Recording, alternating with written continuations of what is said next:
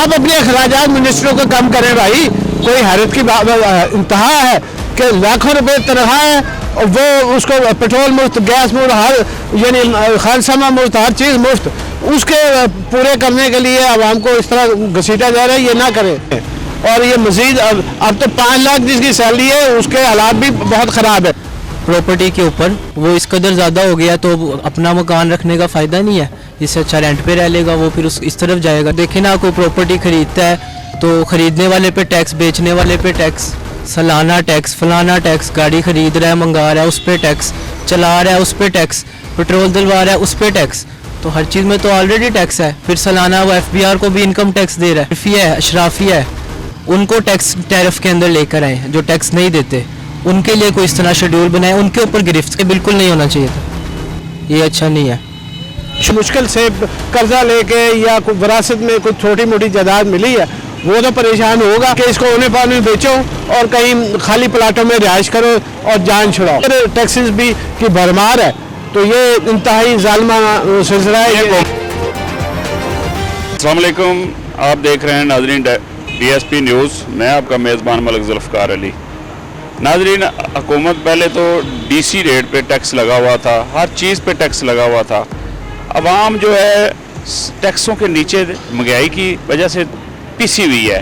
अब उन्होंने, हुकूमत ने क्या किया है, हुकूमत ने जो प्रॉपर्टी की वैल्यू है, जिसने प्रॉपर्टी जिन्होंने ख़रीदी है उसके ऊपर टैक्स लगा दी है। क्या लिहाजा ये हुकूमत ने सही किया है या अच्छा किया है या नहीं? आए हम आवाम की राय लेते हैं और आवाम के बीच में चलते हैं, पूछते हैं आवाम से। आए, आवाम इसको बर्दाश्त नहीं कर सकेगी और ये पहले भी जुल्म हो रहा है। और ये जो नीला गुंबद आप देख रहे हैं, मैं इसके बारे में अखबारात में लिख चुका हूँ कि ये इंक्रोचमेंट है, एम्बुलेंस नहीं जा सकती, और ये मेरे पास सबूत है। मैं ऐसे बात नहीं करता, मेरा अखबार से ताल्लुक़ है और ये मैंने आर्टिकल लिखा है नीला गुंबद के हवाले से। या जहाँ आप खड़े, मैं तो इसको देख के परेशान हूँ।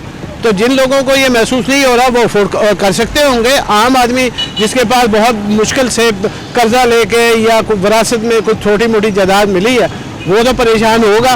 वो तो आगे जो प्रॉपर्टी टैक्स आ रहा है सालाना, उसको देने में उसको मसला होता है चीज़ कि इतना। अब वो यही करेगा कि इसको औने पानी में बेचो और कहीं खाली प्लाटों में रिहाइश करो और जान छुड़ाओ। नहीं, पहले तो होता था कि ज़मीन ली है तो उसके ऊपर टैक्स लगा है, TCS लिखे गए हैं, हाँ जी, प्रोसीजर हुआ है इतना। यानी आप प्रॉपर्टी जब खरीदते हैं तो इतना डॉक्यूमेंट होता है और उसके पैसे हुकूमत के अकाउंट में जाते हैं, प्रॉपर्टी टैक्स भी लगता है, दीगर टैक्सेस भी की भरमार है।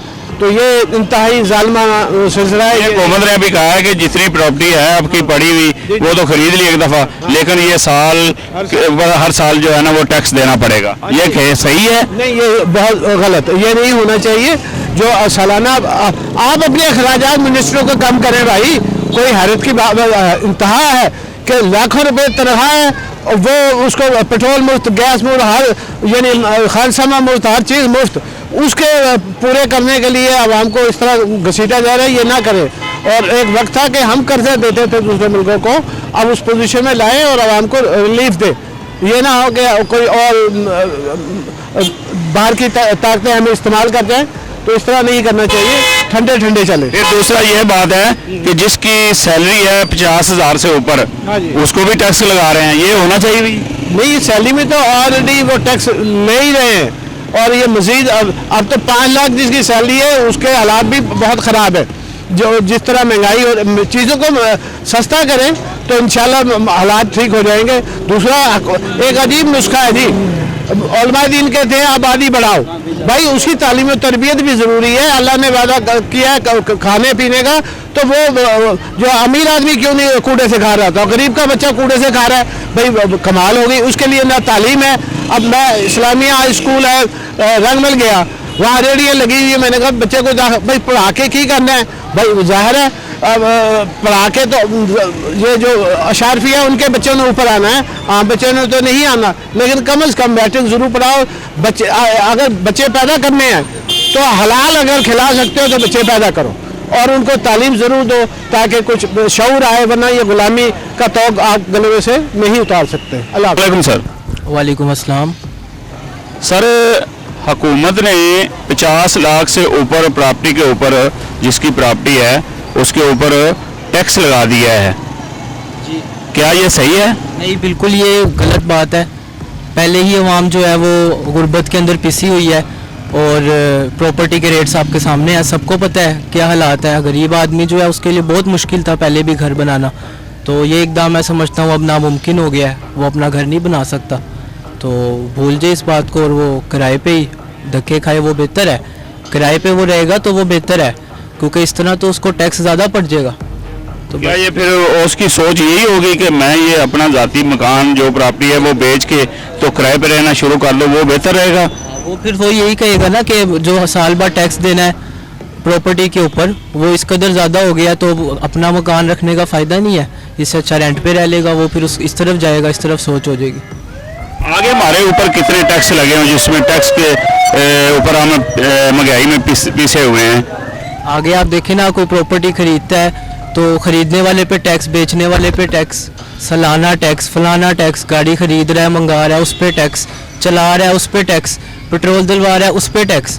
तो हर चीज़ में तो ऑलरेडी टैक्स है, फिर सालाना वो FBR को भी इनकम टैक्स दे रहा है, तो छोड़ा तो कहीं से भी नहीं हुआ ना ये बात।